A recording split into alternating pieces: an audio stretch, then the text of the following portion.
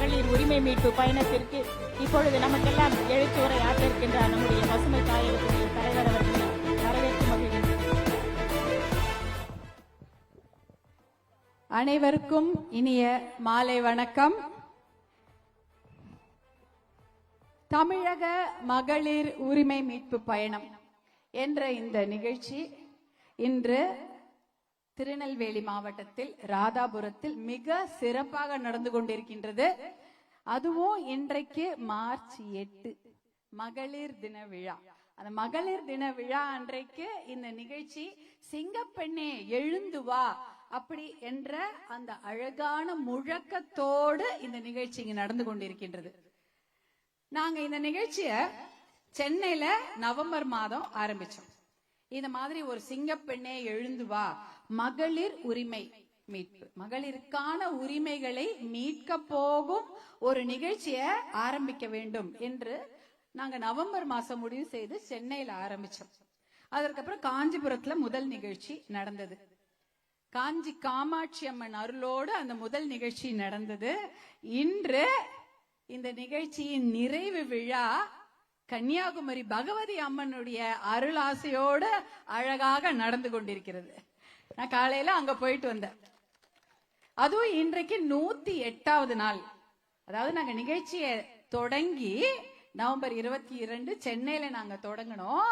அதற்கப்புறம் காஞ்சிபுரத்துல தான் முதல் நிகழ்ச்சி. சென்னையில இதே போல ஒரு மகளிர் கூட்டத்தை போட்டு இந்த மாதிரி ஒரு நிகழ்ச்சி செய்யணும், தமிழக மகளிருக்கு அவர்களுடைய உரிமைகளை பற்றி எடுத்து சொல்லக்கூடிய ஒரு நிகழ்ச்சி செய்யணும் அப்படின்னு ஒரு திட்டம் போடணும்ல.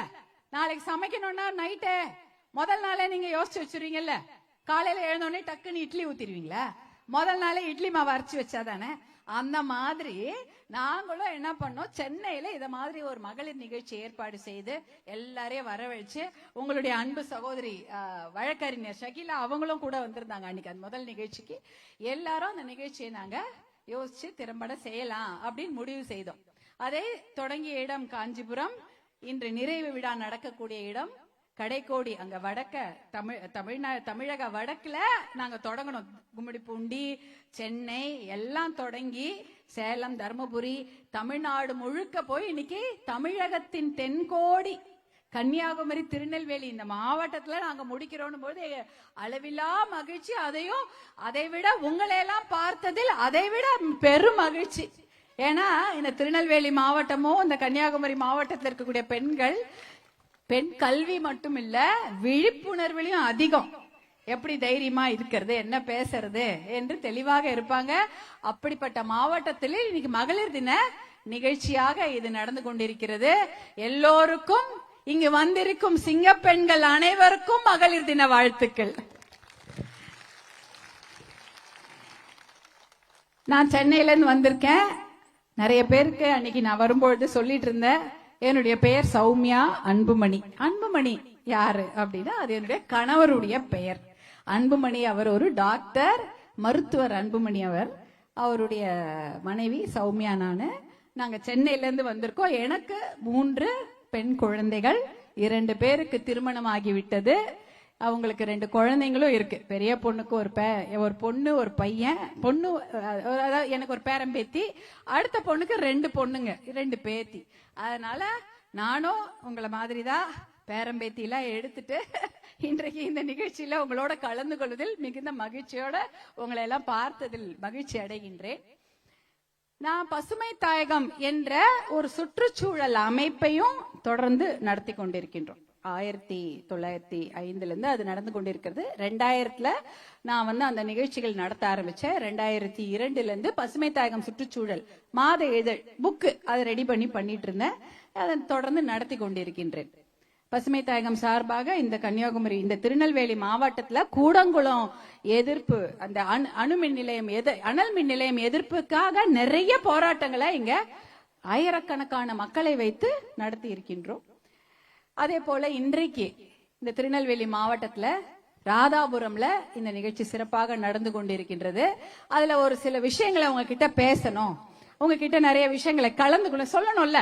என்னை பத்தியும் நான் சொன்னேன்ல, இப்ப நான் யாரு, என்னுடைய குடும்பம் பத்தி சொன்ன மாதிரி நம்ம என்ன செய்யறோம் அப்படின்றதையும் சொல்லணும். முதல்ல நம்ம மாவட்டத்தை பத்தி பேசுவோமா? திருநெல்வேலி மாவட்டம் எவ்வளவு சிறப்பான மாவட்டம் எல்லாருக்கும் தெரியும். என்ன சிறப்பு? நீர்வளம், நிலவளம், மலை வளம், காற்று வளம், கல்வி வளம்னு இந்த மாவட்டத்துல எந்த குறையுமே இல்ல. அவ்வளவு சிறப்பான மாவட்டம். இப்ப மலை வளம் அப்படின்னா என்ன? மலை இருக்கா இங்க? திருநெல்வேலியில மலை இருக்கு, இப்ப இல்லன்றீங்களா? இருந்த மலை காணமா இல்லையா? மேற்கு தொடர்ச்சி மலை இந்த மாவட்டத்துல இருக்கிறது. மேற்கு தொடர்ச்சி மலைன்னா அதாவது வெஸ்டர்ன் காட்ஸ் சொல்லுவாங்க. அது கர்நாடகா, கேரளா எல்லா வழியாவும் நம்ம ஊர் மாவட்டத்திலதான் வந்து முடியுது. கன்னியாகுமரி எங்க வேணாலும் போகுது. அந்த மேற்கு தொடர்ச்சி மலை இருப்பதால் தான் நமக்கு மழை பெய்யுது. மேற்கு தொடர்ச்சி மலை இல்லைன்னா மழை வராது. நமக்கு மழை வேணுமா வேணாமா? வேணும்ல. குடிக்கிறதுக்கு தண்ணி வேணும், ஆடு மாடுக்கு தண்ணி வேணும், விவசாயத்துக்கு தண்ணி வேணும். இதற்கு நமக்கு மழை வேண்டும். அந்த மழை எது கொடுக்குது? அந்த மேற்கு தொடர்ச்சி மலை. அது பாத்தீங்கன்னா அந்த மேற்கு தொடர்ச்சி மலையில இருந்து எத்தனையோ ஆறு வருது. தாமிரபரணியா இருக்கட்டும், காவிரியா இருக்கட்டும், வைகை ஆறு எல்லாமே அந்த மேற்கு தொடர்ச்சி மலையில இருந்து தான் வருது. அந்த அப்படிப்பட்ட மலைவளம் அந்த மேற்கு தொடர்ச்சி மலையில இருக்கக்கூடிய மரம், செடி, கொடிகள், தண்ணி. இப்ப ஆறு பத்தி எல்லாம் சொன்னல, அத்தனை ஆறும் அதுல இருந்து வருகிறது. அதை விட அதிகமாக பறவைகள், விலங்குகள், பூச்சி, சிலந்தி பூச்சி, எல்லா பூச்சி எல்லாமே அந்த தொடர்ச்சி மலையில, மேற்கு தொடர்ச்சி மலையில இருக்கு. அந்த மாதிரி ஒரு மேற்கு தொடர்ச்சி மலை வந்து உலகத்திலேயே இத மாதிரி ஒரு உயிரி பன்மயம், இவ்வளவு பெரிய வளமிக்க ஒரு இடம் வந்து இல்லவே இல்லைன்னு சொல்றாங்க. அவ்வளோ உலக புகழ் பெற்றது மேற்கு தொடர்ச்சி மலை. ஆனா இன்னைக்கு அந்த மலை எங்க? பாதி காணமா? உங்க கண்ணெதிர்க்கே காணாம போய்விட்டதா? அதானே நடந்து கொண்டிருக்கிறது. அந்த மலை வளம் எங்கே? இப்போ மலை வளம் காணோம், மலையே பாதி காணோம். மழை மட்டும் இல்ல, மழை வராது. நம்ம ஊர்ல பயங்கர தண்ணி பஞ்சம் வந்துடும். அந்த மழையை நாம் பாதுகாக்க வேண்டும். அது ரொம்ப ரொம்ப முக்கியம். ஞாபகம் வச்சுங்க. உங்க கண்ணு எதிர்க்க குழந்தை யாரா கடத்தினா சும்மா இருப்பீங்களா? உங்க கண்ணு எதிர்க்க உங்க குழந்தை யாரா கடத்தின்னு போனா சும்மா இருப்பீங்களா? அதே போலதான் இந்த மேற்கு தொடர்ச்சி மலையிலிருந்து கல்ல கடத்திட்டு போறாங்க. கனிம வளம் என்றது அப்படியே கொள்ள கொள்ளையா அடுத்த ஊருக்கு போகுது, அடுத்த மாநிலத்துக்கு போய் விடுகிறது. அடுத்தது நீர்வளம். நீர்வளம் இந்த ஊர்ல அதிகம். எந்த ஊர் பேர் எடுங்க, குளம் குளம் குளம் இல்லையாமா? கண்ணன் குளம், கூடன் குளம். நான் காலையில நான் வந்தேன், ஒரு நாடன் குளம். அதுக்கப்புறம் இங்க நடக்கிறது வடக்கன் குளம். எங்க அப்புறம் கிணறு, காவல் கிணறு. இப்படி எந்த ஊர் பேர் எடுத்தாலும் தண்ணி பேர் தான். குளம், கிணறு, அவ்வளவு அழகு. அப்பனா என்ன அர்த்தம்? இந்த ஊர்ல எல்லாம் அவ்வளவு தண்ணி இருந்திருக்கு. இன்றைக்கு தண்ணி இருக்கா? எங்க போச்சு? அந்த உங்க கிணறுல, உங்க வாய்க்கால்ல தண்ணி இருக்கணும் இல்ல? அந்த தண்ணி இருந்தாதானே நீங்க எல்லாம் விவசாயம் செய்ய முடியும், குழந்தைங்களுக்கு நல்ல தண்ணி கொடுக்க முடியும். எதுவுமே இல்லாம தண்ணி எல்லாம் எங்க போச்சு? அந்த தண்ணி கிணறுல தண்ணியே வரக்கூடாதுன்னு கல்குவாரி கொண்டு வந்தாச்சு. கொண்டு வந்துட்டாங்களா இல்லையா? இன்னைக்கு தமிழ்நாட்டுல 1850 கல்குவாரிகள் நடக்குதான். அது வந்து அரசாங்க அனுமதி பெற்று, அரசாங்க அனுமதி இல்லாம ஒரு 2000 கல்குவாரி நடக்குது. ராதாபுரத்துல மட்டும் ஒரு 100க்கு மேல இருக்குது. அனுமதி இல்லாம இன்னும் எவ்வளவு இருக்கும் அது வந்து கணக்கு கிடையாது. என்ன அவங்க அனுமதி? என்ன அனுமதி? அனுமதினா என்னமா? என்ன கல்குவாரியில என்ன அனுமதி கொடுப்பாங்க? கல்ல வெட்டி எடுத்துட்டு போங்க அப்படின்னு சொல்றாங்க. அதுல அனுமதிக்கப்பட்டது 100 இடம் தான். ஆனா இவங்க ஆயிரக்கணக்கான இடத்துல பள்ளத்தை நோண்டி விட்டுட்டாங்க. தண்ணியே வரல. தண்ணி இல்லாம எப்படி வாழறது? ஒரு ஊர்ல தண்ணி இல்லாம இருக்க முடியுமா? ஒரு கோவில்னா கூட சுத்தி குளம் இருக்கும். அந்த குளத்தை சுத்தி தான் ஊரே இருக்கும். நம்ம ஊருங்கெல்லாம் பாருங்க, முதல்ல ஒரு கோவில், அதை சுத்தி குளம், அந்த குளத்தை சுத்தி 4 வீதி. இப்படிதான் நம்ம ஊர்ல இருக்கும். தண்ணி இருந்தாதான் அது ஊரு வளமாக இருக்கும். ஆனா இன்னைக்கு என்ன ஆச்சு? கல்குவாரி போட்டு தண்ணி எல்லாம் உறிஞ்சு புடிச்சிட்டாங்க. அதோ 25 அடி தான், 25 மீட்டர் தான் பள்ளம் நோண்டணும். இன்னைக்கு எவ்வளவு மீட்டர் பள்ளம் நோண்டுறாங்க? 100 மீட்டர். 100 மீட்டர் பள்ளம் நோண்டா நீங்க குழாவோ கிணறு போனா எவ்வளவு தூரத்துக்கு பள்ளம் நோண்ட முடியுமா? யோசிச்சு பாருங்க. அதிக அளவுக்கு எவ்வளவு 100 மீட்டர்னா யோசிச்சு பாருங்க. ஒரு ஊர் அளவுக்கு கீழே பள்ளம். இல்லையா? ஒரு ஊர் அளவுக்கு நம்ம என்ன சொல்றோம், 2 கிலோமீட்டர்ல எங்க ஊர் இருக்குது அப்படிதானே சொல்லுவீங்க. இந்த ஊருக்கு எப்படிமா போனோம்னு 1 கிலோமீட்டர்ல பக்கத்து ஊருன்னுவீங்க. இன்னைக்கு அந்த 100 மீட்டர்னா அப்படியே ஒரு ஊரே கீழே பள்ளத்துல போட்டு வச்சுட்டாங்க. அப்ப எப்படி தண்ணி வரும்? 13 டன்னு தான் கல்லு ஏத்திட்டு போனோம் ஒரு லாரியில. இன்னைக்கு எவ்வளவு ஏத்திட்டு போறாங்க? 30 டன் லாரி கல்ல ஏத்திட்டு போறாங்க. சரி, உங்ககிட்ட ஒரு சென்ட் நிலம் இருக்கு, ஒரு சென்ட் நிலம் வச்சுக்கங்க. அந்த நிலத்தை யாராவது எழுதிக்கிட்டா, உங்களை ஏமாத்தி இது பண்ணிட்டா என்ன பண்ணுவீங்க? சண்டை போடுவீங்களா மாட்டீங்களா? அதுக்காக கோர்ட் வரைக்கும் போவீங்கல்ல. ஆனா உங்க ஊரையே வித்துட்டு இருக்கிறாங்க. என்ன நடக்குது? உங்க ஊரையே கூறு போட்டு கல்லு கில்லு போட்டு வித்துட்டு இருக்கிறாங்க பக்கத்து ஊருக்கு.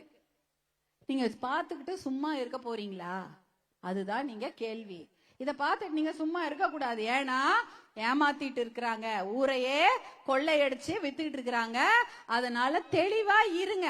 மகளிர் நீங்க எல்லாம் முடிவு எடுத்தாதான் நல்ல முடிவு வரும். வேற யாரும் முடிவு எடுக்க போறது இல்ல. நீங்க தான் முடிவு தெளிவா எடுக்கணும். ஊரை விக்கிறவங்களுக்கு நீங்க ஆதரவு கொடுக்க போறீங்களா, இல்ல ஊரை காப்பாத்துறவங்களுக்கு ஆதரவு கொடுக்க போறீங்களா? அதுதான் முக்கியமான கேள்வி. சரியா? அது ஞாபகம் வச்சுங்க. நீர்வளம் நிலவளம் எல்லாம் சொல்லிட்டேனா, தண்ணிய பத்தி சொல்லிட்டேனா, காற்றாலை, காத்துல நான் வர வழியெல்லாம் பார்த்தா அவ்வளவு அழகா இருக்குது. அப்படியே காற்றாலை மின்சாரம், அது ரொம்ப ரொம்ப நல்ல விஷயம். காற்றாலை மின்சாரம்ன்றது நிறைய நல்ல விஷயம். அந்த காத்து மூலமா மின்சாரம் கிடைக்குது. ஆனா பாத்தீங்கன்னா முன்னாடி எல்லாம் தமிழ்நாடு தான் நம்பர் 1. எது? ஏன்னா இங்க இருந்து போற மின்சாரம் எல்லா ஊருக்கும் போகும். ஆனா இப்ப அப்படி கிடையாது. அதை யாருமே ஊக்கப்படுத்தவே இல்ல. எல்லா வெளிநாடு, குஜராத், இந்த ஊர்லாம், மகாராஷ்டிராலாம் இப்ப நமக்கு முன்னாடி போயிடுச்சு. அப்ப அந்த காற்றாலை மின்சாரம்லாம் எங்க போச்சு? அதையெல்லாம் ஊக்குவிக்கணுமா இல்லையா? உங்களுக்கு எல்லாம் எலெக்ஷன் வரும் இல்ல, தேர்தல் போது என்ன சொல்லுவாங்க? தேர்தல் போது நாங்க இந்த வள்ளியூரா வந்திருக்கீங்களா, அந்த ஊர்ல நகராட்சியா கொண்டு வருவோம் அப்படின்னாங்களா? எதா நடந்ததாமா? நகராட்சி ஆச்சா? காலேஜ் வந்ததா? மெடிக்கல் காலேஜ், அரசு மருத்துவ கல்லூரி வரும் என்று சொன்னார்கள், வாக்குறுதி தந்தாங்க, வந்துதா? அந்த சீட்டு இன்னும் இருக்கு, வாக்குறுதி கொடுத்த சீட்டு, ஆனா வரவே இல்லை. அரசு பல்கலைக்கழகம் காலேஜ், வேற ஏதாவது காலேஜ், வேளாண் கல்லூரி, அக்ரிகல்ச்சர் காலேஜ் எதுவும் வரல. வேற ஏதாவது திட்டம், பாசன திட்டம் பத்தி பேசலாமா? இப்ப இந்த ஊர்ல தாமிரபரணி, அப்புறம் பச்சை ஆறு, எலுமிச்சை ஆறு, இதெல்லாம் நிறைய இருக்காமா? அந்த கருமணி ஆறு, நம்பி ஆறு, இதெல்லாம் இணைக்கும் திட்டம். இந்த திட்டத்தை பத்தி உங்ககிட்ட யாராவது சொன்னாங்களா? நாங்க இந்த திட்டத்தை இணைச்சு இந்த ஊருக்கெல்லாம் தண்ணி கொடுக்க போறோம். இந்த தூத்துக்குடி, திருநெல்வேலி மாவட்டத்துல மட்டும் கிட்டத்தட்ட 56,000 ஏக்கர் விவசாய நிலம். 56,000 ஏக்கர் விவசாய நிலம், உங்க நிலம் அதுலதான் வருது. இத்தனை நிலத்துக்கும் தண்ணி பாசன திட்டம் கொடுக்க போறோம். சுசீந்திர ஆறு, அந்த ஆறு தண்ணிய ராதாபுரம் வாய்க்கால்ல கொண்டு வந்து விட்டு இன்னும் கூட நல்ல திட்டங்களை கொடுக்க போகிறோம் என்று வாக்குறுதி தந்தாங்களே, செஞ்சாங்களாமா? ஒரே ஒரு வாய்க்கால தூர்வாரி இருப்பாங்களா? ஒரே ஒரு பாசன திட்டத்தை நிறைவேற்றிருப்பாங்களா? அப்புறம் எப்படி தண்ணி வரும்? தண்ணி வருமா? எப்படி விவசாயம் செய்யறது? விவசாயமும் இல்ல. இங்க ஏதாவது தொழிற்சாலை இருக்காமா? பசங்க படிச்ச பசங்களுக்கு வேலைக்கு இங்க ஏதாவது தொழிற்சாலை இருக்கா? கிடையாது. எந்த தொழிற்சாலையும் கிடையாது. பசங்க படிச்சுட்டு என்ன பண்றாங்க? சும்மாதான் இருக்கிறாங்க. அப்ப என்ன பண்ணுவாங்க? சும்மா இருந்தா என்ன பண்ணுவாங்கம்மா பசங்க? சினிமா பாப்பாங்களா? சரி, அடுத்தது ஒயின் ஷாப் போவாங்களா? இருக்குதா ஒயின் ஷாப்பு? நிறைய இருக்கா? என்னம்மா நீங்க என்ன சொன்னீங்க? காலேஜ் வேணும்னு கேட்டீங்க, பாசன திட்டம் வேணும். நம்பி ஆறு, இந்த தாமிரபரணி ஆறு, பச்சை ஆறு, எலுமிச்சை ஆறு, இந்த ஒரு 6 ஆறையா இணைச்சு தண்ணி கொடுங்கன்னு கேட்டீங்க. மருத்துவ கல்லூரி கேட்டீங்க, நகராட்சி ஆக்கணும்னு கேட்டீங்க. ஆனா ஏமா அதெல்லாம் பண்ணாம வெறும் டாஸ்மாக் ஒயின் ஷாப்பை திறந்து விட்டாங்க? எதுக்கு? திருநெல்வேலிக்கே அல்வாவா? எதுக்கு? நீங்க ஏமாத்துறதா இது? என்ன பண்றாங்க? இத செய்யறேன் அத செய்யறேன்னு அழகா தேனொழுக பேசி வாக்குறுதி எல்லாம் கொடுத்துட்டு ஒண்ணுமே செய்யல. எத்தனை கடை ஒரு நாளைக்கு இந்த கடைகள்ல என்ன தெரியுமா எவ்வளவு காசு தெரியுமா போகுது? 4 கோடி ரூபாய். ஒரே நாள் கலெக்ஷன் இந்த மாவட்டத்துல மட்டும் 4 கோடி ரூபாய்மா. எங்கம்மா இருக்குது 4 கோடி ரூபாய்? யாரது காசு? யார் காசு? உங்க வீட்டு காசா? உங்க வீட்டு காசாமா? எங்க 4 கோடி ரூபாய்? பக்கத்து மாவட்டத்துல இருந்து வருதா? அந்த மாவட்டத்துல இருந்து இங்க வந்து குடிச்சிட்டு போறாங்களா? கிடையாது. இந்த மாவட்டத்தில் இருப்பவர்கள் தான் திருநெல்வேலி மாவட்டத்தில் இருப்பவங்க தான் குடிக்கிறாங்க. அப்ப என்ன அர்த்தம்? ஒரு நாளைக்கு 4 கோடி ரூபாய், ஒரு வருஷத்துக்கு 1450 கோடி ரூபாய் டாஸ்மாக் கடைகளின் வருமானம் மட்டும் இந்த மாவட்டத்துல. 1450 கோடி ரூபாய் யார் காசு? உங்க காசு. அதுதான் உங்களுக்கு 1000 ரூபாவா திருப்பி கொடுத்துட்டாங்கன்னு நினைக்கிறேன். மாசம் மாசம் வந்துதா 1000 ரூபாய்? நிறைய பேருக்கு வரலையா? 1.5 கோடி பேர் 2.5 கோடி பேர் பதிவு பண்ணிருக்காங்க. அதுலயும் ஒரு 1.5 கோடி பேருக்கு தான் மகளிருக்கு இந்த உரிமை தொகையை 1000 ரூபாய் கொடுத்திருக்கிறாங்க. அந்த 1000 ரூபாய் எங்க போச்சு? மறுபடியும் டாஸ்மாக்கே போயிடுச்சா இல்லையா? எல்லாம் இதான் நடக்குது. அதாவது நீங்கள் கொடுக்கும் அந்த காசு தான் திருப்பி கடைக்கு போகுது. தடிக்கு விழுந்தா சந்து கடைகள், தடிக்க விழுந்தா டாஸ்மாக் கடைகள். எதற்காக? நம்ம பசங்க படிச்சுட்டு நல்லா இருக்க. இந்த மாவட்டம் கல்வி வளம் மிகுந்த மாவட்டம். ஆண்கள் மட்டும் இல்ல, பெண்களும் நல்லா படிக்கிறாங்க. ஆனா அவங்களுக்கு வேலை இருக்கா? கிடையவே கிடையாது. ஆனா கடையை திறந்து விட்டு அவர்களை குடிகாரர்களாக ஆக்கியது மட்டும்தான் இவங்க செய்த திட்டம். வேற என்ன நல்ல திட்டமும் கொடுக்கல. நல்ல திட்டம்னா என்ன பண்ணணும்? அந்த மக்களுக்கு தேவையானது கொடுக்கணும் இல்ல. உங்களுக்கு நல்லது வேணும்னா என்ன பண்ணணும்? உங்களுக்கு படிப்பு கொடுக்கணும். நல்ல படிப்பு இருக்கா? நல்ல வேலை கொடுக்கணும். நல்ல வேலை இருக்கா? சுயமரியாதையா வாழ்வதற்கு நல்ல ஒரு தகுதியான வாழ்வாதாரங்களை கொடுக்கணும். எதுவுமே கொடுக்கல. வெறும் ஒயின் ஷாப்பு, போதை, டாஸ்மாக், குடி இததான் கொடுத்து வச்சிருக்காங்க. அப்ப பொம்பளைங்களா எப்படி வாழறது கேக்குறேன். இன்னைக்கு மகளிர் தினம். பொம்பளைங்களா எப்படி வாழறது? தினம் சண்டை நடக்குமா? சண்டையா இல்லையா? டிவியில நடக்கிறத விட நேரம் நடக்கும். குடிச்சிட்டு வந்து தகராறு. சினிமால பார்க்கும்போது ரொம்ப ஜோக்கா இருக்கும். நிஜ வாழ்க்கையில் நடக்கும்போது எவ்வளவு கஷ்டமா இருக்கும் இல்லையா? பெரிய கொடுமை அது. போற வர வழியெல்லாம் சண்டை, தச்சரவு, வர்றவங்க கிட்ட எல்லாம் வம்பு தும்பு, இதுதான் நடந்துட்டு இருக்குது. அப்ப யோசிச்சு பாருங்க, நீங்க கேட்டது ஒண்ணு, உங்களுக்கு கொடுத்தது ஒண்ணு இல்லையா? ஆனா உங்களுக்கு மகளிருக்கான நல்ல திட்டங்களே கொடுத்திருக்காரு ஒருத்தர். நிறைய பேர் இருக்காங்க. எனக்கு தெரிஞ்சது என்னுடைய கணவர் அன்புமணி. அவரை பத்தி உங்ககிட்ட சொல்லிட்டா நல்ல திட்டங்கள் என்னென்ன கொடுத்திருக்கிறாருன்னு சொல்லிட்டு. நீங்க பிரசவ வலி வருது, இல்ல நடுவுல யாருக்கா அடிபட்டுருச்சு, வயசானவங்க யாரோ இருக்கிறாங்க, நடுராத்திரி உடம்புக்கு முடியல, வீட்டுல யாரும் இல்ல, எல்லாம் வேலைக்கு போயிட்டாங்க, வெளியூர் போயிட்டாங்க. அப்ப என்ன பண்ணுவீங்க? ஆஸ்பத்திரிக்கு போனோம். இங்க பக்கத்துல ஆஸ்பத்திரி இருக்கா? கிடையாது. அதுவும் எங்க போனோம்? ரொம்ப தள்ளி போனோம், அரசு மருத்துவமனைக்கு போனோம். சரி, அப்ப யாருக்கு போன் பண்ணுவீங்க? யாருக்குமா பண்ணுவீங்க? ஆம்புலன்ஸ். ஆம்புலன்ஸ் பண்ணுவீங்களா? 20 வருஷத்துக்கு முன்னாடி இந்த ஆம்புலன்ஸ் இருந்ததாமா? என்ன நம்பர் ஆம்புலன்ஸுக்கு? 108 ஒரு நம்பர். இங்க அடிபட்டாலும் எந்த நம்பர் பண்ணுவீங்க? 108. மெட்ராஸ்ல அடிபட்டா எந்த நம்பர் பண்ணுவீங்க? எங்க பண்ணுவீங்க? அதே 108 தான். பக்கத்துல ஏதோ ஒரு மாவட்டம் போறீங்க, கன்னியாகுமரியில அடிபட்டா என்ன நம்பருக்கு பண்ணுவீங்கம்மா? 108. இந்தியா முழுக்க டெல்லியில போனாலும் ஒரே நம்பர் 108. இப்ப தமிழ்நாட்டுல எத்தனை ஆம்புலன்ஸ் ஓடுது தெரியுமா? 1350க்கும் மேற்பட்ட ஆம்புலன்ஸ் ஓடுது. ஒரு ஆம்புலன்ஸ்க்கு ஒரு நம்பர் கொடுத்தா உங்களுக்கு ஞாபகம் இருக்குமா? இருக்காது. இந்த ஊருக்கு ஒரு ஆம்புலன்ஸ், பக்கத்து ஊருக்கு ஒரு ஆம்புலன்ஸ், வேற நம்பர் கொடுத்தா உங்களுக்கு ஞாபகம் இருக்குமா? சரி, உங்க செல்போன் நம்பர் உங்களுக்கு ஞாபகம் இருக்கும். உங்க வீட்டுல ஒரு 10 செல்போன் நம்பர் ஞாபகம் இருக்குமா? கிடையாது.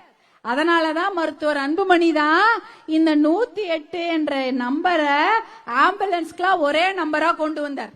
எப்ப?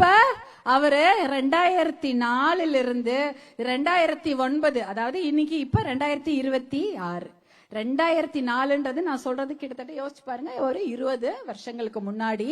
2004 அவர் டெல்லியில சுகாதாரத்துறை அமைச்சராக போய் பதவி ஏற்கிறார். டெல்லியில, இந்தியா முழுக்க. அப்ப என்ன பண்றாரு? பாக்குறாரு. அவர் கிராமத்துல இருந்து வந்தவர். அவருக்கு கிராம மக்களுடைய கஷ்டம் தெரியும். திடீர்னு ஒரு பெண்ணுக்கு பிரசவ வலி வந்தா என்ன பண்ணுவாங்க? அப்பாக்கு ஃபோன் பண்ணுவாங்களா, அண்ணனுக்கு ஃபோன் பண்ணுவாங்களா, அண்ணன் தம்பி இருக்கிறாங்களா, வீட்டுக்காரு எல்லாம் வெளியூர் போயிட்டாங்க, என்ன பண்ணுவாங்கன்னு யோசிச்சு இந்த ஆம்புலன்ஸ கொண்டு வராங்க. இந்த ஆம்புலன்ஸை எதுக்கு கொண்டு வராங்க? மகளிருக்காக தான். அவசரத்துக்கு யார் வருவாங்கம்மா? ஃபோன் பண்ணா யாரும் வரமாட்டாங்க. இந்த ஆம்புலன்ஸ் இப்ப ஃபோன் பண்ணா வருதா? எல்லா ஊருக்கும் வருதா? எல்லா ஊருக்கும் வருதாமா? யாரா இந்த ஊருக்கு வரமாட்டேன்னு சொல்லுதா? எந்த ஊருக்குனாலும் அந்த ஆம்புலன்ஸ் வரும். நீங்க ஞாபகம் வச்சுக்கணும், மறந்து போயிடுவீங்க. ஒரு நம்பர் கொடுத்தா ஞாபகம் இருக்காதுன்னு சொல்லிட்டு எல்லாத்துக்கும் இந்தியா முழுக்க ஒரே நம்பர். டெல்லியில அடிபட்டாலும் 108 தான், சென்னையில அடிபட்டாலும் 108 தான், பாம்பேல அடிபட்டாலும் 108 தான். எதற்காக? கிராம மக்களுக்கு எல்லாருக்கும் ஒரே நம்பர் தான் இருக்கணும். அவசரத்துக்கு போலீஸ் போன் பண்ணா 100 தானே போடுவீங்க. அதே மாதிரி ஒரு நம்பர் தான் இருக்கணும்ன்றதுக்காக தான் டெல்லியில இருக்கும்போது இந்த திட்டத்தை யோசித்து 2005 இந்த கிராமத்துல இருக்கக்கூடிய மக்களுக்கு நல்லது செய்ய வேண்டும் என்று அந்த திட்டத்தை எப்ப கொண்டு வராரு? 20 வருஷத்துக்கு முன்னாடி கொண்டு வரார். இன்றைக்கு கூட ஓடிக்கொண்டிருக்கிறது. அந்த ஆம்புலன்ஸ்ல தமிழ்நாட்டுல எத்தனை குழந்தைங்க பிறந்திருக்காங்க தெரியுமா? 65,000 குழந்தைங்க. இந்தியா முழுக்க 108 ஆம்புலன்ஸ்ல 7 லட்சம் குழந்தைங்க பிறந்திருக்காங்க. அப்ப யோசிச்சு பாருங்க, 65,000 குழந்தைங்க காப்பாத்தினாங்க. அப்ப 65 அம்மாக்களையும் காப்பாத்திருக்காங்களா? இல்லனா என்னவா இருக்கும்? ஆம்புலன்ஸ் மட்டும் இல்லனா நேரத்துக்கு ஆஸ்பத்திரி போயிருக்க முடியுமா? வேற எதனா ஆயிருக்கும்ல. அந்த குழந்தைக்கு என்ன ஆயிருக்கும், அந்த அம்மாக்கு என்ன ஆயிருக்கும், வலிச்சிருக்கும், எவ்வளவு பிரச்சனை. முன்னாடினா மாட்டு வண்டி, சைக்கிள், நடந்தே கூட போவாங்க நிறைய பேர் வலியோட. ஆனா இன்னைக்கு அப்படி இல்ல. அந்த ஆம்புலன்ஸை கொண்டு வந்தது உங்களுடைய அண்ணன் மருத்துவர் அன்புமணி அவர்கள் தான் அந்த ஆம்புலன்ஸை கொண்டு வராரு. பாட்டாளி மக்கள் கட்சி தான் அந்த ஆம்புலன்ஸை கொண்டு வந்து தமிழ்நாட்டுல எல்லா ஊர்லயும் ஓட வைத்தது. இதை நீங்க ஞாபகம் வச்சுக்கோங்க. யாரா கேட்டா சொல்லுங்க, ஏன்னா நிறைய பேருக்கு தெரியாது. இன்னைக்கு நீங்க மீட்டிங்க்கு வந்திருக்கீங்க, எல்லாருக்கும் இந்த விஷயத்த நான் சொல்றேன். நீங்க போய் ஊர்ல சொல்லுங்க, பாட்டாளி மக்கள் கட்சி தான் எல்லா ஊருக்கும் 108 ஆம்புலன்ஸை கொண்டு வந்து எத்தனையோ மக்களின் உயிரை காப்பாற்றி இருக்கிறது என்ற விஷயத்தை நீங்க ஊர்ல போய் சொல்லணும். அடுத்தது, இவர் சுகாதாரத்துறை அமைச்சர்னா என்ன? Health minister. ஹெல்த் மினிஸ்டர்னா என்ன? உங்களுடைய ஆஸ்பத்திரி இந்த விஷயங்களை எல்லாம் கவனிக்கக்கூடிய ஒரு அமைச்சர். நீங்க பெரிய ஆஸ்பத்திரியில போவீங்களா? அரசு மருத்துவமனை போவீங்களா? அங்க ஊசி போடுவாங்களாமா? யாரெல்லாம் ஊசி போட்டுக்க பயம்? எல்லாருமே போட்டுப்பீங்க ஊசி. அந்த காலத்துல ஊசி எப்படி போடுவாங்க? சின்ன பசங்களுக்கு தெரியாது, கொஞ்சம் பெரிய பசங்களுக்கு தெரியும். அந்த காலத்துல ஊசி போடணும்னா ஒரே ஊசி தான் இருக்கும். அந்த ஒரு ஊசிய ஜாண்டிஸ் பேஷண்ட்டுக்கு போட்டாங்கன்னா சுடு தண்ணியில கழுவுவாங்களா? கழுவி திருப்பி இன்னொருத்தருக்கு போடுவாங்களா? அதே ஊசி எடுத்து மறுபடி கழுவி சுட்டல்ல கழுவி இன்னொருத்தர் போடுவாங்க. ஒருத்தருக்கு ஜாண்டிஸ் இருந்தா அடுத்தவங்களுக்கு அந்த ஜாண்டிஸ் போறதுக்கு வாய்ப்பு இருக்கா? இன்னொருத்தருக்கு மலேரியா இருந்தா இன்னொருத்தருக்கு அந்த வேற ஒருத்தருக்கும் அந்த மலேரியா நோய் தொத்திக்குமா இல்லையா? அப்ப யோசிச்சு பாருங்க, வெறும் தலைவலி வயிற்று வலின்னு வர்றவங்க ஆஸ்பத்திரிக்கு வந்து ஜாண்டிஸையும் மலேரியாவையும் வாங்கிட்டு போவாங்க. எது மூலமா? இந்த ஒரு ஊசி மூலமா அவங்க அந்த நோயை வாங்கிட்டு வீட்டுக்கு போய் அவஸ்தைப்படுவாங்க. நிறைய பேருக்கு உடம்பு சரியில்லாம ஆயிடும், நிறைய பேரு வேற என்ன கூட ஆயிடும், சொல்ல முடியாது, உயிரை கூட காப்பாற்ற முடியாது. ஆனா மருத்துவர் அன்புமணி டாக்டர் இருக்காரு. அவரு டாக்டர், அவர் வந்து MBBS டாக்டர். அவர் ஆஸ்பத்திரியில வச்சு நடத்தி இருக்கிறார். அவர் கிராமத்துல ஆஸ்பத்திரி வச்சு நடத்தி இருக்கிறாரு, கிளினிக் வச்சு நடத்தி இருக்காரு. அவருக்கு தெரியும் இந்த மாதிரி இருக்கவே கூடாது. பெரிய பெரிய ஹாஸ்பிட்டல்ல காசு கொடுத்து பாக்குறவங்களுக்கு எல்லாம் என்ன வைத்தியம்? ஒரு ஊசிய போட்டு திருப்பி தூக்கி போட்டுருவாங்க. ஒரு ஊசி ஒருத்தருக்கு போடுறாங்க, அந்த ஊசியை என்ன பண்ணுவாங்க? தூக்கி போட்டுருவாங்க. அதே வைத்தியம் கிராமத்து மக்களுக்கும் கிடைக்க வேண்டும்.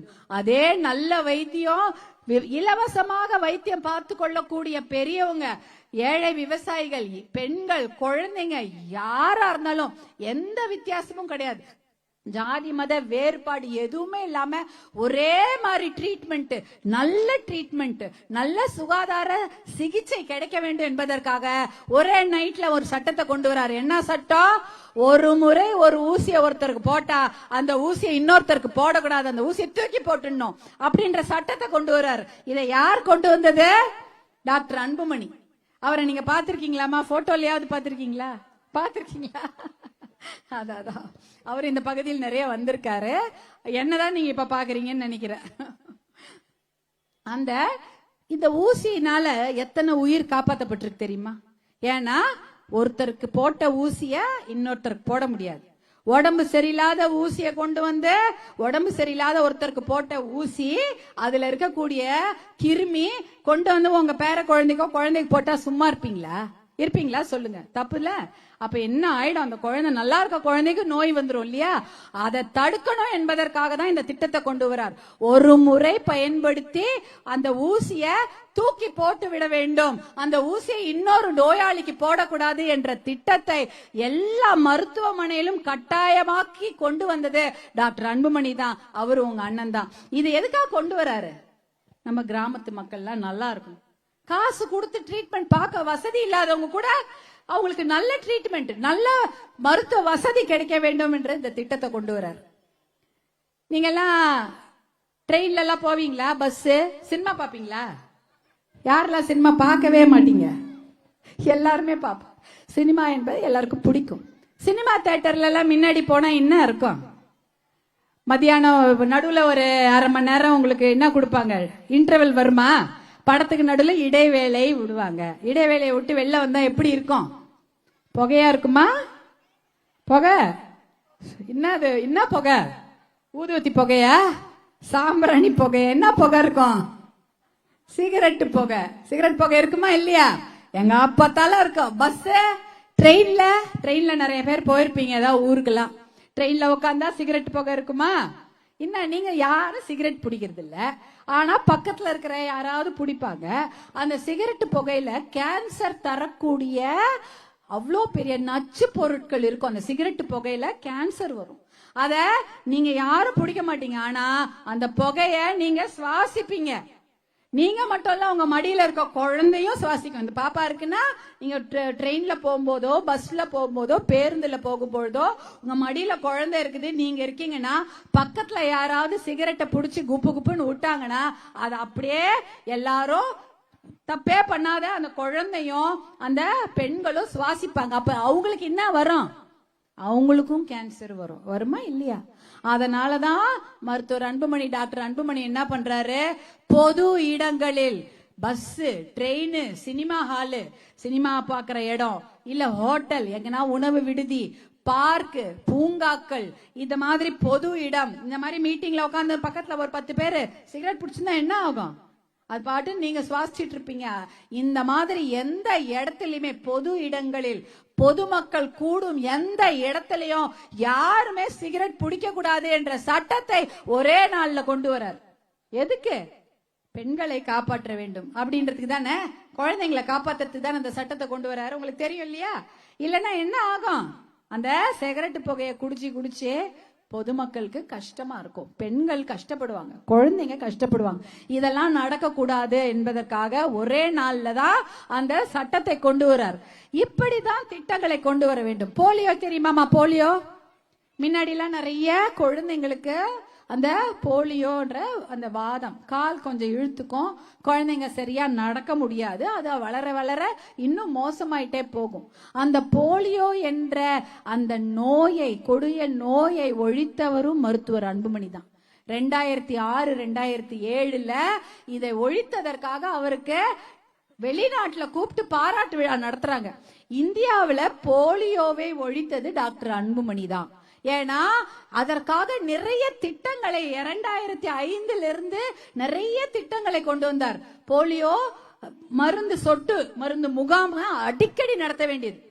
எல்லா குழந்தையும் கண்டிப்பாக ஆஸ்பத்திரிக்கு கொண்டு வந்து சொட்டு மருந்து போட்டுக்கிட்டே ஆக வேண்டும் என்பதை கட்டாயமாக கொண்டு வந்து எல்லா கிராமத்துக்கும் செவிலியர்கள், அதாவது ஆஷா என்ற செவிலியர்களை எல்லா கிராமத்துக்கும் அனுப்பி அவங்க எல்லா ஊர்லயும் போய் அங்க குட்டி குட்டி குழந்தைங்க இருந்தா கூட்டிட்டு போய் ஆஸ்பத்திரியில சொட்டு மருந்து போட வச்சு அந்த போலியோ என்பதை முற்றிலுமாக ஒழித்து கட்டினார். தமிழ்நாட்டில இருந்தும் போயிடுச்சு, உத்தரப்பிரதேஷ், பீகார்ல எல்லாம் நிறைய இருந்தது, அங்கேயும் போயிடுச்சு. இப்ப போலியோவே இந்தியாவில் கிடையாது. அப்ப எத்தனை குழந்தைங்க நல்லா நடப்பாங்க யோசிச்சு பாருங்க.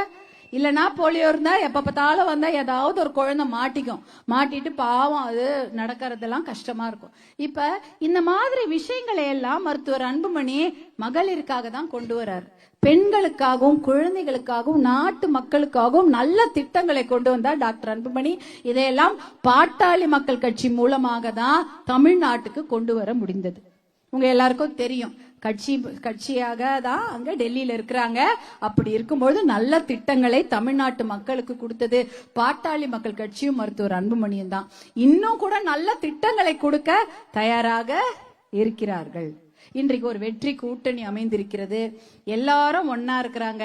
அந்த கூட்டணியில இருக்கக்கூடியவங்க எல்லாம் விவசாயத்தை காப்பாற்ற வேண்டும், பெண்களுக்கு நல்ல பாதுகாப்பை தர வேண்டும். இப்ப கூட வரும்போது செய்தி படிக்கிறேன், ஒரு சின்ன குழந்தைய 7 வயசு குழந்தைய கடத்திக்கிட்டு போயிருக்கிறான் ஒரு பையன். பாலியல் வன்கொடுமை நடந்திருக்குது நாமக்கல்லோ ஈரோடு ஏதோ ஒரு ஊர்ல. தினம் இதேதான். ஏன் இது நடக்குதுமா? என்ன நடக்கு? முன்னாடிலாம் இப்படி எல்லாம் இருந்ததா? எதுவுமே கிடையாது.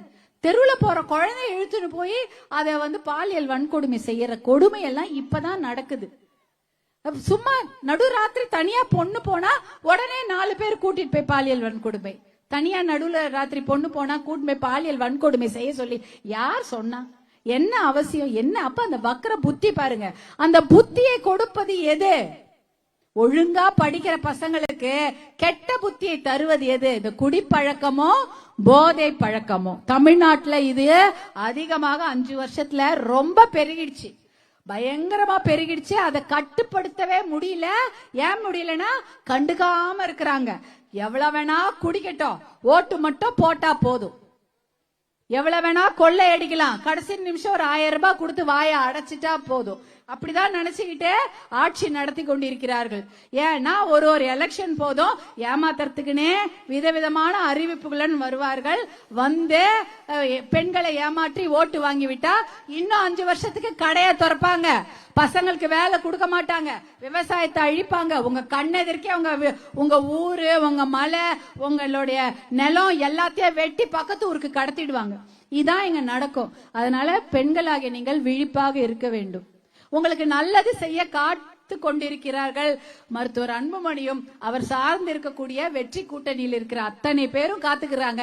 உங்களுக்கு நல்லது செய்யணும், பசங்களுக்கு நல்ல வாழ்க்கை கொடுக்கணும், போதை இல்லாத தமிழ்நாட்டை உருவாக்க வேண்டும், குடிப்பழக்கம் இல்லாத இளைஞர் சமுதாயத்தை உருவாக்க வேண்டும், பெண்களுக்கு நல்ல வாழ்க்கை கிடைக்க வேண்டும்.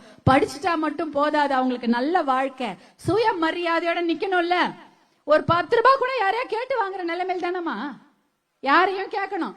ஒரு 10 ரூபாய் குழந்தைங்களுக்கு ஒரு சாக்லேட் வாங்கணும்னா கூட யாரா கொடுப்பாங்களா? வீட்டுக்கார கொடுப்பாரா, இல்ல அப்பா கொடுப்பாரா, அண்ணன் கொடுப்பாரான்னு பாத்துட்டு இருக்கோம். ஏன்? படிச்சிருக்கோம்ல, நமக்கு வேலை கொடுக்கணும்ல. வேலை கொடுக்கற எந்த வேலையும் கொடுக்கல. ஒரே ஒரு விஷயம் கூட இங்க செய்யவே இல்லை. ஆனா இருக்கிற சொத்தை கொண்டு போய் பக்கத்து ஊர்ல வித்துட்டு இருக்கிறாங்க. இதெல்லாம் நீங்க ஞாபகம் வச்சுங்க. இந்த கோபம் உங்களுக்கு எப்பயுமே இருக்கணும். என்னடா இது, எப்பெல்லாம் நாள் தான் ஏமாத்துவாங்க அப்படின்னு நீங்க ஞாபகம் வச்சுங்க. இந்த சட்டமன்ற தேர்தல் வருகிறது. நீங்க மகளிர் எல்லாம் ஒன்றாக முடிவெடுத்து உங்க பசங்களோட தலையெழுத்தை நல்லா மாத்திக்கோங்க. அதான் இப்ப நீங்க செய்ய வேண்டியது. நீங்க மட்டும் இந்த பழைய ஆளுங்களுக்கே வாக்களிச்சுட்டு இருந்தீங்கன்னா அவங்க என்ன பண்ணுவாங்க? இன்னும் 100 கடையை திறப்பாங்க, இன்னும் அந்த மலையை வெட்டி எடுத்துருவாங்க.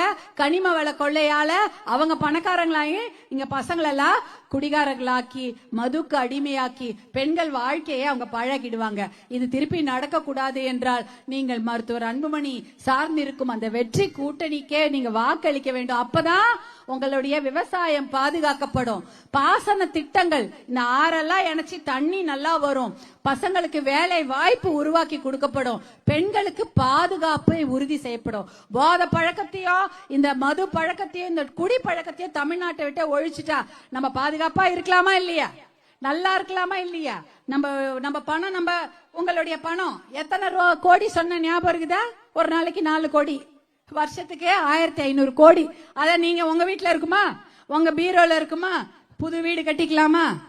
பசங்களுக்கு நல்ல வாழ்க்கை கொடுக்கலாம், கல்யாணம் பண்ணலாம், படிக்க வைக்கலாம், அவர்களுக்கு நல்ல வாழ்க்கை, ஒரு தொழில் உருவாக்கி கொடுக்கலாம், எல்லாம் செய்து கொடுக்கலாம். ஆனா அந்த காசெல்லாம் கொண்டு போய் மதுக்கடையில அழிஞ்சிட்டு இருக்குது.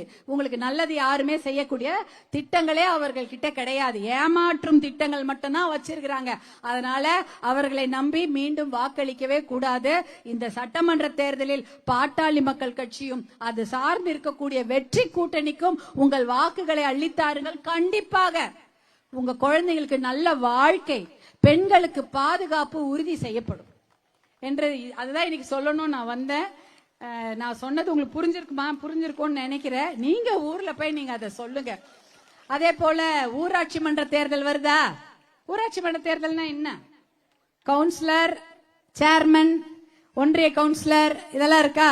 யார் யாரெல்லாம் இங்க இருக்கிறீங்க? அந்த மாதிரி வார்டு மெம்பர் எல்லாருமே ஆகலாமா? இங்க வந்திருக்க கூடிய அத்தனை மகளிரும் நீங்க ஊராட்சி மன்ற உறுப்பினர்களாக ஆகலாம். ஊராட்சி மன்ற உறுப்பினரா நீங்க ஆனீங்கன்னா உங்க தெருவுக்கு நீங்களே லைட் போட்டுக்கலாம், உங்க தெருவுக்கு சிசிடிவி கேமரா போட்டுக்கலாம். அப்ப குழந்தைகள் பாதுகாப்பு உறுதி செய்யப்படும். தண்ணி வரல, தண்ணி கொண்டு வந்துக்கலாம். இப்படி ஊராட்சி மன்ற தேர்தல்ல பெண்கள் அதிகமாக போட்டியிட்டு வெற்றி பெறலாம். ஒரு 200 ஓட்டு 500 ஓட்டு வாங்கினா போதும். 200 ஓட்டு வாங்க முடியாது அவங்களால. நீங்க தான் நல்லா பேசுறீங்களே. சொந்தக்காரங்களே ஒரு 200 பேர் இருப்பாங்க, இருக்க மாட்டாங்க? பெரிய பெரிய குடும்பம் தானே எல்லாருக்கும். இந்த ஊரு அந்த ஊர், பெரியப்பா மக, சித்தப்பா பசங்க, மாமா பசங்க, எவ்வளவு எல்லாமே இருப்பாங்க. எல்லாருமே உங்களுக்கு சொந்தக்காரங்க இருப்பாங்க. அவர்களுடைய வாக்குகளை நீங்க வாங்கினாலே போதும். ஏதாவது ஒரு ஊராட்சி மன்ற உறுப்பினராக நீங்கள் தேர்வாகி இந்த நாட்டுக்கு நல்லது, உங்க ஊருக்கு நல்லது செய்யலாம். நம்மளுடைய நாட்டுக்கு நல்லது செய்ய மருத்துவர் அன்புமணியம் அவர் சார்ந்து இருக்கக்கூடிய வெற்றி கூட்டணியில் இருக்கக்கூடிய அனைத்து இந்திய அண்ணா திராவிட முன்னேற்ற கழகம், பாரதிய ஜனதா கட்சி, அமமுக போன்ற எத்தனையோ சகோதரர்கள் காத்து கொண்டிருக்கிறார்கள்.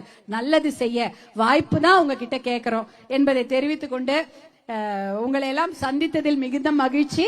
இந்த மகளிர் தின நாளில் நல்ல நாள்ல உங்களை எல்லாம் பார்த்ததில் மட்டற்ற மகிழ்ச்சி. நான் வரும்பொழுது கூட கூடையா பூவை கொட்டி என்னை வரவேற்று என்ன கை கொடுத்து நீ எனக்கு வாழ்த்து செய்தி சொன்ன அத்தனை நல்ல உள்ளங்களுக்கும் என்னுடைய மனமார்ந்த நன்றியை தெரிவித்துக் கொள்கின்றேன். நன்றி, வணக்கம்மா. நன்றி.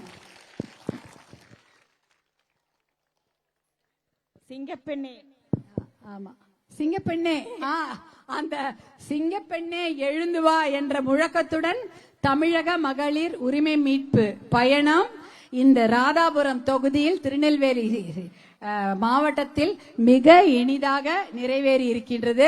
அதை அழகாக நடத்தி கொடுத்த பாட்டாளி மக்கள் கட்சியின் நிர்வாகிகள் அனைவருக்கும், சகோதர சகோதரிகளுக்கும், இந்த நிகழ்ச்சியை வெற்றிகரமாக செய்த அத்தனை மகளிர் நீங்க தான், உங்களுக்கும் என்னுடைய மனமார்ந்த நன்றியை தெரிவித்துக் கொள்கின்றேன்.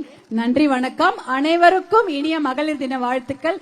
இன்றைக்கு போலவே என்றைக்கும் நீங்க எல்லாம் இதே சிரிப்போட, இதே சந்தோஷத்தோட, கடன் பிரச்சனை எந்த தொல்லையும் இல்லாம நிம்மதியாக வாழ வேண்டும் என்று நான் உளமாற வேண்டிக் கொள்கிறேன். அதற்கான போராட்டங்களை நாங்கள் கண்டிப்பாக பாட்டாளி மக்கள் கட்சி மூலமாக தொடர்ந்து செய்து கொண்டிருப்போம் என்று கூறிக்கொண்டு விடைபெறுகிறேன். நன்றி, வணக்கம்மா. நன்றி. அனைவருக்கும் மகளிர் தினத்தில் நமக்கெல்லாம் உங்களுக்கு ஒரு நல்ல ராசின்னு நினைக்கிறேன். ராதாபுரம் அந்த சட்டமன்ற தொகுதியில் வாழ்கின்ற, நான்குநேரி ராதாபுரம் சட்டமன்ற தொகுதியில் வாழ்கின்ற பெண்கள் அத்தனை பேருக்கும் ராசி தான் நினைக்கிறேன். ஏன்னா மகளிர் உரிமை மீட்பு பயணம் இன்று இந்த ராதாபுரம் சட்டமன்ற தொகுதியில் சிறப்பாக நிறைவேற்றிருக்கிறது. அதுவும் பசுமை தாயகத்தினுடைய தலைவர் அவர் உங்களுக்கெல்லாம் இந்த மகளிர் தினத்தில் உங்களுக்கெல்லாம் நல்ல எழுச்சி உரையாற்றி இருக்கின்றார்கள். இதை அனைவரின் சார்பாக அவருக்கு நன்றியையும் உங்களுக்கு நன்றியையும் தெரிவித்துக் கொள்கிறேன். மாவட்ட செயலாளர் திருமதி சகிலா அவர்கள் ஏற்பாடு செய்து இந்த கூட்டத்தை நன்றாக, அனைவரும் இங்கு வந்திருக்கின்ற பெண்கள் அத்துணை பேரும் பசுமை தாயகத்தினுடைய தலைவர் அவர்களிடம் போட்டோ எடுத்துக்கலாம்.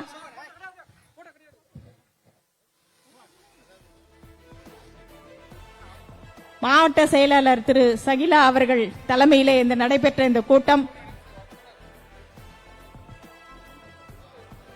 போட்டோ எடுத்துக்கலாம். நீங்க வந்திருக்கின்ற மகளிர் அத்துணை பேரும் நம்ம பசுமை தாயகத்தினுடைய தலைவர் அவர்கள்கிட்ட போட்டோ எடுத்துக்கலாம். அந்த போட்டோ கையிலேயே கொடுத்துருவாங்க.